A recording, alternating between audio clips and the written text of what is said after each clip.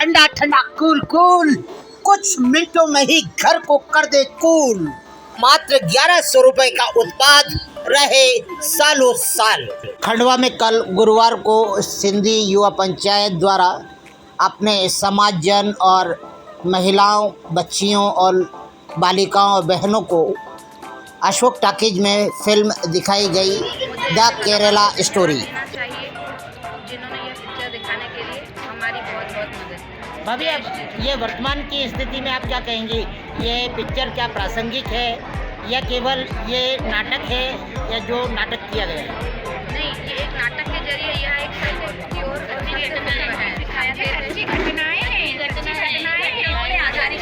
नाटक नहीं है, घटनाओं से सच्ची घटनाएं हैं जिन्होंने हमें फिल्म के जरिए ये दिखाया गया। और इससे हमें अपने धर्म के प्रति सावधान रहना है। इसमें बहुत सारी सीखें बताई गई है कि लड़कियों को कैसे संभल कर इन सारी षड्यंत्रों को काट कर अपना प्रयास करना चाहिए और अपने अलर्ट रहना चाहिए। जी, मैं आंचल सतलानी। खंडवा में कल गुरुवार को जिला कलेक्ट्रेट में जिला विकास समन्वय एवं निगरानी समिति दिशा की सांसद ज्ञानेश्वर पाटिल ने समीक्षा बैठक ली। इसमें सभी विधायकों ने PMGSY की सड़कों के साथ नल जल योजना की घटिया निर्माण का आरोप लगाया। गलती किसी की और सजा किसी को। सिविल सर्जन OP जुक्तावत की लापरवाही और गलती के कारण कई घटनाएं घटित हो चुकी हैं, मगर कल की बैठक में CHMO शरद हार्डे को बुलाकर सांसद और विधायक ने खरी खोटी तो सुना दी, मगर पूरे बैठक में न समाधान निकाला गया, न स्वास्थ्य सेवाओं को लेकर कोई रणनीति तैयार की। मोहब्बत से, इनायत से, वफा से चोट लगती है, हमें बातों से मत मारो, हमें बातों से चोट लगती है। मगर यह नेता नगरी केवल बातों से ही पेट भर लेना चाहते हैं। सिविल सर्जन को छोड़कर CHMO को घेरने वाले इन नेताओं ने क्या निर्णय लिया कि आज सुबह जब पता चला कि अस्पताल की लापरवाही से एक युवक घर चला गया और उसकी मृत्यु हो गई। काफी दुख की बात है कि एक सर्पमित्र जिसके नाम से पहचाना जाता था, जिसने कई लोगों की जान बचाई सर्प के विष से, सर्प से, और आज वो यहाँ के भ्रष्टाचार के विष से मारा गया। ये बहुत दुखद है और आए दिन ये घटनाएं इतनी घट रही हैं, चाहे वो प्रसूता की डिलीवरी को लेकर हो, चाहे वो रोशनी उपकेंद्र हो। यहाँ पर कहीं ना कहीं सत्तारूढ़ पार्टी का जो एक दबदबा है यहाँ के अधिकारियों पर, सिविल सर्जन पर और यहाँ के जिला स्वास्थ्य अधिकारी पर, तो कहीं ना कहीं मुझे एक चीज़ समझ में नहीं आती कि शिक्षा और स्वास्थ्य तो सबका अधिकार है, और इन लोग ये जो इस समय स्वास्थ्य के साथ जो खिलवाड़ हो रहा है, और मुझे तो आश्चर्य होता है कि इस 25 साल की उपलब्धि अगर ये बात करते हैं, अभी चुनाव होंगे तो ये मोदी जी की फोटो लगाएंगे, शिवराज जी की फोटो लगाएंगे। आज ये व्यक्तिगत अपनी उपलब्धि बताए ना, 25 साल में इन्हें क्या दिया।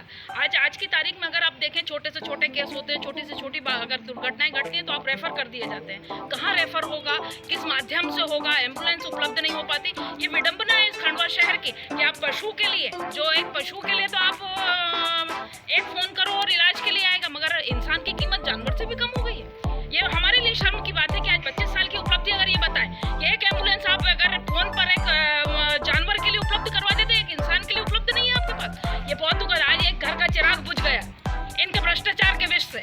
आज 25 सालों की उपलब्धि बताएं और सामने आए। और ये कल इन्होंने जो बैठक ली जिसमें विधायक थे, सांसद थे, ये 25 साल से क्या कर रहे थे, जब आज मीडिया, आप जैसे मीडिया को सलाम करती हूँ जो बार बार इस मुद्दे को उछालती है, और मुझे गर्व होता है यहाँ की मीडिया पर जो गोदी मीडिया नहीं कहलाता, बार बार आप लोगों के द्वारा अंकित करने पर ये मामले सामने आते हैं। और कल क्यों आपको इन 25 सालों में अचानक से ये, क्योंकि इसके केस बढ़ते चले गए। आज आप ये देखिए कि मेडिकल कॉलेज जैसी उपलब्धि अगर किसी ने दी थी तो अरुण यादव जी ने दी, इनको उसको भी संवारना नहीं आया। आज ये है कि 6 में से 4 OT बंद है, 2 OT खुली हुई है, उसमें भी पर्याप्त उपकरण नहीं है, पर्याप्त साधन नहीं है हमारे पास। हमें एक बेहोशी के लिए जो दवाई दी जाती है उसका हमारे पास डॉक्टर तक नहीं, स्पेशलिस्ट नहीं है हमारे पास। आज ये निजीकरण, जो कहना चाहिए कि यहाँ पर जितने भी डॉक्टर हैं अपने निजी अस्पतालों में इलाज के लिए मरीजों को रेफर करते हैं, दबाव बनाते हैं। ये कहीं ना कहीं मैं ऐसा समझती हूँ कि ये स्वास्थ्य पे एक ये विधायक, मुझे आश्चर्य होता है कि वो विधायक जो बैठे उसमें जो CMO और जिला स्वास्थ्य अधिकारी को फटकार लगा रहे थे, वो विधायक जिनके कह रहे हैं पर कोरोना काल में, भर कोरोना काल में जब यहाँ की शासन और प्रशासन की व्यवस्था संभालने वाली तन्वी सुंदरियाल जी और SP साहब विवेक सिंह जी का ट्रांसफर ताबड़तोड़ कर दिया गया था। आज आप इतनी ताकत रखते हैं भर कोरोना काल में, आप में इतनी ताकत नहीं कि आप यहाँ के सत्तारूढ़ जो आज कई सालों से यहाँ पर बने हुए हैं, कहीं ना कहीं आपको यहाँ पर जो सालों से डटे हुए हैं जिला स्वास्थ्य अधिकारी बनकर, उन पर कहीं ना कहीं यहाँ की वर्तमान सत्ता का हस्तक्षेप है, उनको संरक्षण प्राप्त है, इसलिए इतनी मनमानियां चल रही हैं। आज इतनी बड़ी उपलब्धियां, आप निर्माण कार्य करवा रहे हैं, आप भूमि पूजन करवा रहे हैं, आप स्वास्थ्य का ध्यान नहीं दे पा रहे। ऐसी कौन सी उपलब्धि आपने की इस शहर के लिए कि आप एक स्वास्थ्य की सुविधा नहीं करवा पा रहे। आज छोटे से छोटी जांचें तक इंदौर के लिए हमको रेफर करना पड़ता है।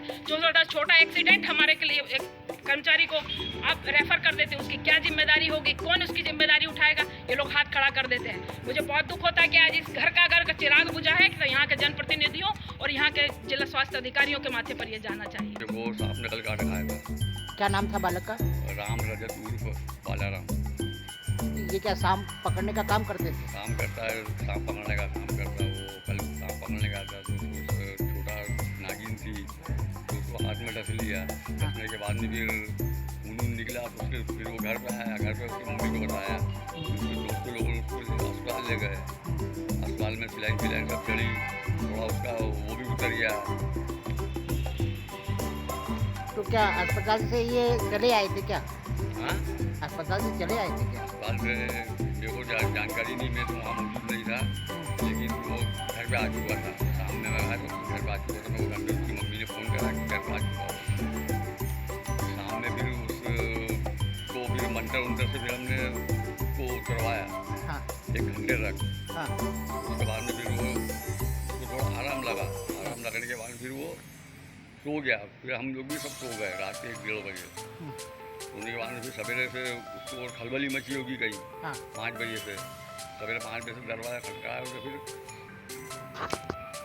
लेटरिन में आया। लेटरिन करके आया। उसके बाद में फिर उसकी मम्मी बोले कि मेरे हाथ बहुत दर्द कर रहा है। उसकी मम्मी ने फिर बोला कि चल अस्पताल चल, सिलेंडर चढ़ा थे। तो बोले कि हाँ ऐसा करते करते और 8 बज गई। 8 बजने के बाद में फिर उसको और कहीं दर्द हुआ होगा। दर्द होने के बाद में फिर उसकी मम्मी कहीं सब्जी उब्जी कहीं कॉलोनी में लेने चले गई। अब घर पे सिर्फ 3 सदस्य, मैं चले गया दुकान पे। अब उसने अंदर से दरवाज़ा बंद कर लिया। अंदर से दरवाज़ा बंद करने के बाद में फिर उसकी मम्मी जब वापस लौट के आई तो आवाज़ लगाई, राम दरवाज़ा खोल। तो अंदर से कूलर भी चल रहा है, पंखा भी चल रहा है, सब चल रहा है। दरवाज़ा खुलने का नाम नहीं। मैं आधे घंटे परेशान हो गई। फिर मैंने उसकी मम्मी को बोला कि भाई तू सामने से किसी को लड़के को बुला के दरवाजे को तोड़ता और खोल दरवाजे को। फिर उसके बाद फिर इन्होंने 2-3 जनों ने, लड़कों ने मोहल्ले के उसको तोड़ा था। फिर अंदर स्थिति देखी तो नींव वस्त्र पानी की टंकी में पड़ा हुआ मिला। सर्प मित्र जो लोगों की जानें बचाता है, उसने अपनी जान से हाथ धो बैठे ऐसे सिस्टम के खिलाफ। मैं तो कल कहना चाहता हूँ विधायक जी कि विधायक जी आपने एक बार जूता उठाया था मारने के लिए आपने एक अधिकारी को, तो जूता उन अधिकारियों को नहीं, ऐसे अधिकारियों को जूता मारना चाहिए जो ये खंडवा के लोगों के साथ और उनके साथ जान का खिलवाड़ कर रहे हैं। ऐसे लोग जूते के हकदार हैं। आपने 20 साल में यहाँ के एक डॉक्टर का आप ट्रांसफ़र नहीं कर पा रहे। ऐसा क्या लाभ है आपको? ऐसा क्या है उनसे कि पूरा बीजेपी उसके नतमस्तक है? पूरे बीजेपी के लोग आके धोख देते हैं। आप लोग, हमारी दीदी ने बताया कि आप सेवा करते हैं, हम मंडलम सेक्टर बनाएंगे, हम ये बनाएंगे। अरे कभी युवा जागो, तुमको एक जरा सा धक्का लग गया था तो तुमने वहाँ पर एसपी साहब को घेर लिया था। यहाँ पर हजारों की संख्या में लोग मर रहे हैं। करीब आज 20 साल में 1000 लोग से ऊपर यहाँ शांत हो गए। कभी आपने इनका घेराव किया? शर्म आती में कोई ऐसे युवाओं पे जो खंडवा के अपने मित्र, अपने हैं खंडवा वाले, अपने दिल के पास से उन लोगों की मृत्यु होती है तो आपके मुंह से एक शब्द नहीं निकलता है। आप प्रतिपक्ष नेता के रूप में ये जो वर्तमान में सिविल सर्जन द्वारा कई बार होता है कि मरीजों को आधे अधूरे इलाज में भगा दिया जाता है, तो इस पर क्या कहेंगे? मैं यहाँ कहना चाहता हूँ, जब आप यहाँ पर एडमिट कराने लाओ, आपको पसीना आ जाएगा एडमिट कराने के लिए, और आप जब छुट्टी कराना चाहोगे तो छुट्टी यूँ कर देंगे कि जाओ तुम कहाँ से आए, हमको कोई लेना देना, तुम्हारे कागज है कि है नहीं, तो तुमको जहाँ जाना हो वहाँ जाके इलाज करो, पर हमारे सर से बोझ हटाओ। यहाँ पर कोई सीरियस पेशेंट आता है तो उसको ऐसे हीन भावना से देखा जाता है कि इसको अगर कुछ हो गया तो हम क्या करें, इनके पास इलाज नहीं है, इनकी ओटी देखो आप, करोड़ों हजारों करोड़ रुपए खर्च हुए हैं और यहाँ डॉक्टर नहीं है। आप वेंटिलेटर की स्थिति देखो, कोरोना काल में कितने वेंटिलेटर आए थे, सारे वेंटिलेटर बंद पड़े हुए। कोरोना काल में कितनी एम्बुलेंस आई थी, सारी एम्बुलेंस बंद है। मैं तो अभी एम्बुलेंस के बारे में अभी लिखना, मैं भी पूरी जानकारी इकट्ठी कर रहा हूँ, कितनी एम्बुलेंस में ऑक्सीजन नहीं है। अगर कभी खंडवा का कोई व्यक्ति अगर उसको एम्बुलेंस चाहिए तो आधी एम्बुलेंस गाड़ी में वो नहीं है, ऑक्सीजन नहीं है, तो इसका दोषी कौन है? जबकि उसका पैसा प्रॉपर निकल रहा है ऑक्सीजन का। सारी एम्बुलेंस खाली पड़ी हुई है और आप देखिए ये अस्पताल इतना सुंदर बनाने से इसका पब्लिक का इलाज नहीं होता। और मैं अभी एक और चीज़ कहना, आपने कल मीटिंग ली, उसका कोई उसका परिणाम नहीं निकला। आज एक हमारे युवा साथी ने आज दुर्घटना के शिकार हो गए। अब मैं चेतावनी के रूप में कहना चाहता हूं, कल हमारे माननीय राजा साहब पूर्व मुख्यमंत्री जी दिग्विजय सिंह आ रहे हैं, मैं उनको इस विषय में चर्चा बताऊंगा कि खंडवा में देखिए साहब 1000 करोड़ रुपए खर्च होने के बाद भी स्वास्थ्य विभाग में कितनी लापरवाही हो रही। हो सका तो कल उनको मैं लेके आऊँगा और यहाँ की विजिट कराऊँगा कि साहब देखो खंडवा के लोग कैसे मर रहे हैं। ये सिर्फ और सिर्फ बीजेपी की लापरवाही और यहाँ के अधिकारी जो कमीशन देते हैं उनके कारण ये हो रहा है। और मैं आप चेतावनी के रूप में कहना चाहता हूँ, अगर डॉक्टर जुक्तावत का अगर ट्रांसफर नहीं हुआ तो मैं नेता प्रतिपक्ष ये जवाबदारी लेता हूँ कि अगर खंडवा की जनता को अगर कुछ होता है तो उसका दोषी मैं हूँ। क्योंकि अगर विपक्ष अगर आवाज नहीं उठाएगा तो हमारे ऐसे ही लोग मरते रहेंगे, तो मैं अपने प्राण दे दूंगा, लेकिन ऐसे डॉक्टर को रहने नहीं दूंगा। मैं भूख हड़ताल पे बैठूंगा और मैं जब आमरण अनशन करूंगा, जब तक मेरे जान नहीं निकल जाए तब तक मैं वहां पर बैठूंगा। डॉक्टर जुक्तावत का मैं ट्रांसफर यहाँ से स्थानांतरण होना चाहिए, क्योंकि अब खंडवा की जनता अब ऐसे अपने मौत से खिलवाड़ नहीं करेगी।